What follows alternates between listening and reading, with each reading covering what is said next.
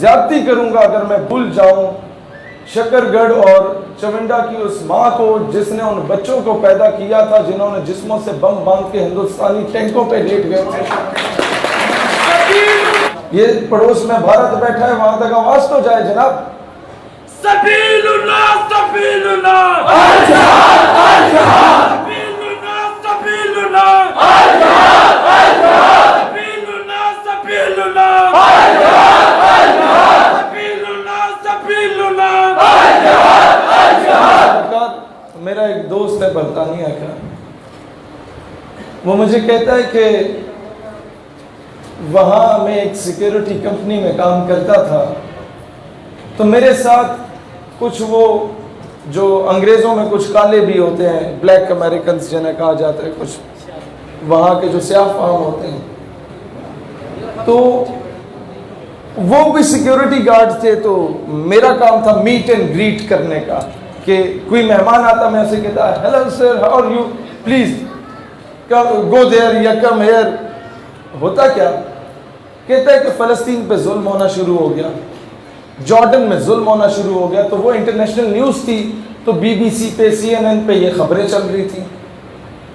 اب کہتا ہے کہ وہ سارے جو سیاہ فام انگریز تھے وہ اسرائیل کی حمایت کر رہے تھے, میں کر رہا تھا فلسطین کی حمایت. ہماری روزانہ کھانے پہ بحث ہوتی تھی, کیونکہ وہاں تو ہر ملک کا بندہ اکٹھا رہتا ہے. اب کہتا ہے کہ اتنے میں ہماری جو سیکیورٹی کی کمپنی تھی اس کا اونر گورنمنٹ کا بھی ایک ملازم ٹائپ تھا, سینئر عہدیدار تھا. تو اسرائیل کا فورن منسٹر نے آنا تھا اس کا وزٹ کرنے. تو میرا کیا کام تھا, میرا کام یہی تھا کہ meet and greet sir how are you fine, اور ادھر آئیں ٹی سی چاپلوسی. کہتا ہے اتنے میں جب یہ اناؤنس ہوا کہ مسٹر فلاں, جو کہ پاکستانی جس دوست کی میں بات کر رہا ہوں, آپ نے اسے ریسیو کرنا ہے.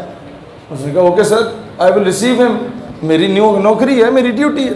کہتے ہیں اتنے میں وہ آگے سارے جو میرے ساتھ بحث کرتے, کہتے ہیں اچھا جی آج جو آ رہے ہیں تو آج سلوٹ کرو گے, سلام کرو گے, ٹی سی چاپلوسی کرو گے. کہتے ہیں بس اس کا یہ کہنا تھا کہ میں نے کہا نو آئی ول سلیپ ہم, میں نے چڑھ مار دیں گا. کہتا ہوا کیا کہ وہ ادھر سے بھاگا, مینیجر کو بلایا. مینیجر نے کہا کہ کیا ہوا. وہ انگریز کہتا ہے کہ مینیجر صاحب I swear to Allah, I swear to God that he said that I will slap him. میں قسم کھاندہ اللہ دی اس آکھیا بھی میں انہوں تھپڑ مار دیاں گا. تو اس نے جواب دیا you don't need to swear to Allah, تمہیں قسم کھانے کی ضرورت نہیں ہے. میں کہتا ہوں ہاں میں ماروں گا تھپڑ. کہتا ہے مینیجر کی ہوائیاں اڑی ہیں, اس نے پکڑا لے گیا, مجھے کمرے میں بند کیا, اپنے باہر سے تالا لگایا. اس کے اوپر بھی ایک کیمرہ لگا ہوا تھا اور سامنے وہ ٹی وی پڑا ہوا تھا جس میں باقی کیمراز آ رہے تھے. کہتا اب میں کچھ کر تو سکتا نہیں تھا, کمرہ خالی تھا, ایویں میں ہاتھ پاؤں میرے باندھے ہوئے تھے, تو میں اس ٹی وی کی طرف ہی دیکھ رہا تھا کہ جس میں سارے ریزلٹس آ رہے تھے. کہتا ہے اتنے میں مینیجر بھاگے بھاگے اوپر سے کیمرہ دیکھ کے آتے, ڈونٹ لک دیر, اتھے نہ دیکھ, ٹی وی کی طرف کیوں دیکھ رہے ہو. کہتا ہے اس کو یہ خوف ہو گیا تھا کہ کہیں میں ٹی وی سے نکل کے اسے تھپڑ نہ مار دوں. تم ذرا سے دلیر پڑو, دشمن کا خود ہی پیشاب نکلتا ہے.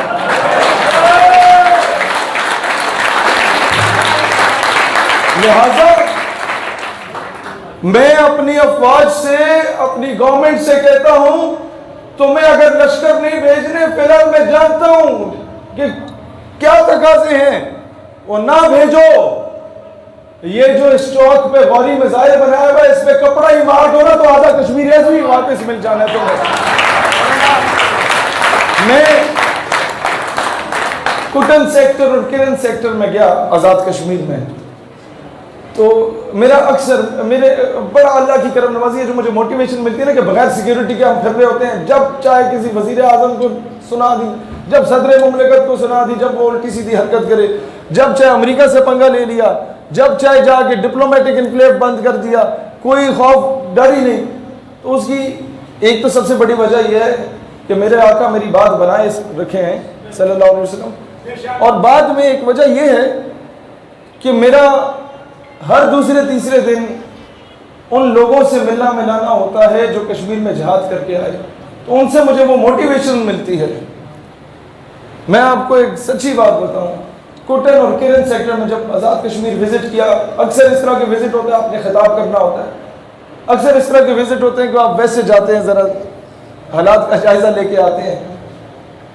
تو مجھے وہاں پر جو لوکلز ہیں وہ یہ کہہ رہے تھے کہ جب یہاں پر برف جمتی ہے اور ہمارے مجاہدین بارڈر کراس کیا کرتے تھے ماضی میں. مجھے کمانڈر الیاس کاشمیری کا، آپ میں سے کوئی جانتے ہیں انہیں؟ الیاس کاشمیری شہید. میں اب کیا کیا رونا رہوں کہ ہم لوگوں نے اپنوں کے ساتھ کیا کیا ظلم کیا. خیر، ان کے ایک بڑے قریبی ساتھی مجھے ملے، کہتے ہیں کہ جب ہم لوگ بارڈر کراس کر کے جاتے تھے، اب یہ میں فوج کی بات نہیں کر رہا، فوج تو ٹرینڈ ہے، وہ تو دنیا کی بہترین آرمی ہے، صرف ان مجاہد کی جنہیں چند مہینوں کی ٹریننگ ملی، سول ٹریننگ ملی، اور وہ خود سے ہی انہوں نے ٹریننگ کی. کہتا ہم جب بارڈر کراس کر کے جاتے تھے تو وہ بنیا ہمیں یہ کہتا تھا، ہندوستانی پوسٹ پہ جو کھڑا ہوتا تھا، کہ بھگوان کا واسطہ ہے ہماری پوسٹ کو چھوڑ دو، ہم تمہیں کچھ نہیں کہیں گے، آگے جاؤ، آگے مارو، ہونے مارو. لہٰذا آپ ذرا سے دلیر ہونا، دشمن خود ہی بزدل ہو جاتا ہے. یہ قدرت کا قانون ہے. اور یہ بات غلط ہے جو ہمیں آ کے بتایا جا رہا ہوتا ہے کہ اسلام کہتا ہے کوئی ایک گال پہ تھپڑ مارے تم دوسری گال آگے کر دو. نہیں نہیں نہیں، اسلام کہتا ہے قرآن کا قانون ہے، خون کا بدلہ خون ہے، کوئی ایک لگائے رکھ کے دو چماٹ مارو. آپ کیوں جھک رہے ہو کفر کے آگے؟ جہاں یہ امن کا درس دیتا ہے وہاں پر کبھی اسلام نے یہ نہیں کہا کہ مسلمان ماں بہن بیٹی کی عزت کو پامال کیا جا رہا اور تم چوڑیاں پہن کے بیٹھ جاؤ. اسلام تو پورے پورے لشکر روانہ کر دیتا ہے سندھ محمد بن قاسم کی صورت میں. اسلام تو وہ دین ہے کہ جب غیر مسلموں نے خط لکھا طارق بن زیاد کو کہ ہمارے ساتھ ظلم ہو رہا ہے، مسلمانوں نے نہیں لکھا، غیر مسلموں نے لکھا. طارق بن زیاد اپنی فوجیں لے کے چلا گیا، کشتیوں کے ذریعے، سمندر کا رستہ تھا. اب جب دشمن کا لشکر دیکھا تو 10 گنا بڑا تھا. ہوا کیا کہ طارق بن زیاد نے جب دشمن کا لشکر دیکھا 10 گنا بڑا، اب میں آپ کو بتا رہا ہوں ایک سپہ سالار، چیف آف آرمی اسٹاف یا ایک کور کمانڈر کو کیسا ہونا چاہیے. ہمیں اپنی تاریخ پڑھنی چاہیے نا. ہمیں پڑھایا مصطفیٰ کمال اتاترک، ہمیں اٹھا کے پڑھایا وہ یہی چودھری صاحب والی بات، وہ انگریزوں کے کتے نہلانے والے ہمیں آ کے نصاب میں پڑھایا جاتا ہے. ہمیں پڑھایا جاتا ہے سنڈریلا ماں باپ سے چھپ کے بھاگی بوائے فرینڈ کے ساتھ. طارق بن زیاد کے سامنے جو لشکر تھا دشمن فوجوں کا وہ کوئی 10 گنا بڑا تھا. تو طارق بن زیاد نے اپنی فوج سے مشورہ کیا کہ کیا کیجیے، انہیں موٹیویٹ کیا، انہیں بشارت ہوئی. اب کور کمانڈر کیا کرتا ہے؟ کور کمانڈر طارق بن زیاد واپس جانے کا جو رستہ ہے وہ کشتیوں کا رستہ ہوتا ہے، وہ کشتیوں کو آگ لگا دیتا ہے اور کہتا ہے یا میں غازی ہوں گا یا میں شہید ہوں گا. یہ ہے آپ کے اکابرین. یہ چیز اپنے بچوں کو پڑھائیں. اور تیسری چیز،